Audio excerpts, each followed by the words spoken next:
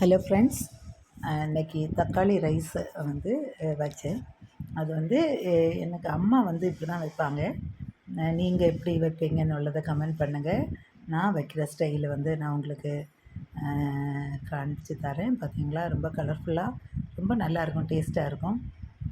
நான் குக்கரில் தான் மேக்ஸிமம் வைப்பேன்.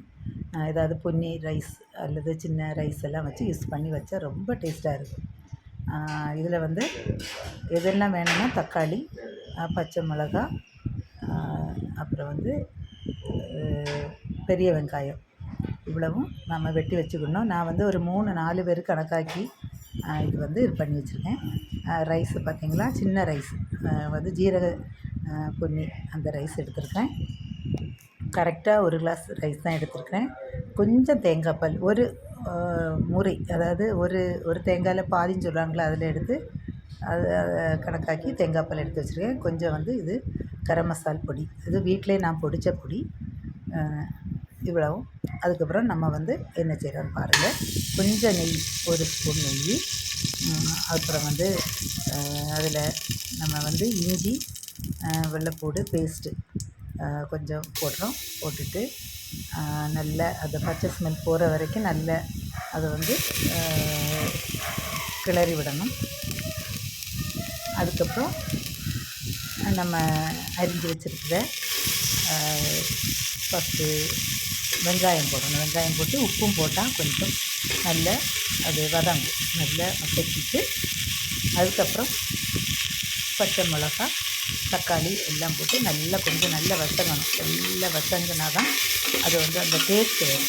அதனால் நல்லா கொஞ்சம் வதங்கணும். அதுவரை நம்ம அந்த தேங்காய் பாலெல்லாம் ப்ரிப்பேர் பண்ணுறதுக்கு வேண்டி ரெடி பண்ணி வச்சுக்கலாம். தக்காளியெல்லாம் போட்ட பிறகு கொஞ்சம் கூட நல்லா வதங்கணும். தக்காளினா சிலவங்க மிக்சிலெலாம் அடித்து போடுவாங்க. நான் அப்படி ஒன்றும் போட மாட்டேன், ஸ்மாஷும் பண்ண மாட்டேன். சும்மா அப்படி நல்லா வதக்கி கொஞ்சம் கூட அது அந்த கரண்டினாலே நல்லா இது பண்ணி வச்சுருவேன். தக்காளி வந்து பாருங்க கொஞ்சம் நல்லா இதாகிட்டு அதுக்கப்புறம் நம்ம அரிசி வந்து ரைஸ் வந்து கழுகி கொஞ்சம் நேரம் அதை ப்ரிப்ரேஷன் வர கோர வச்சா போதும். அப்படி ரெடியாக்கி நான் வந்து அரிசி வச்சுருக்கேன். அதுக்கப்புறம் நம்ம அரைச்சி வச்ச தேங்காய் பாலை ஊற்றணும். ஊற்றி மஞ்சள் பொடி, மிளகாய் பொடி, உப்பு, தேவைக்கு உப்பு, கரம் மசால் பொடி எல்லாம் வச்சுக்கோங்கள, அதெல்லாம் போட்டு கலக்கிட்டு நம்ம வாயில் வச்சு பார்த்தா நம்ம வந்து சுள்ளன்னு நமக்கு சால்ட்டு வந்து நல்ல நாக்கில் சுள்ளுன்னு இருந்தால் கண்டிப்பாக ரைஸ் போடும்போது அது வந்து கரெக்டு இதில் இருக்கும். உப்பு கரெக்டாக இருக்கும். அப்படி எல்லாம் மிக்ஸ் பண்ணியாச்சு.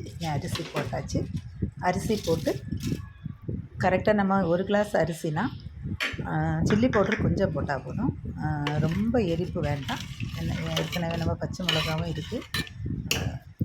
நம்ம வந்து ரைஸு எவ்வளோ எடுத்துருக்கோமோ அதில் ஒரு 2.5 கிளாஸ் தண்ணி வச்சு மூடி போட்டு ஒரு 2 விசில் வச்சோன்னா சூப்பராக தக்காளி ரைஸ் ரெடி. பிடிச்சிருந்தா லைக் பண்ணுங்கள்.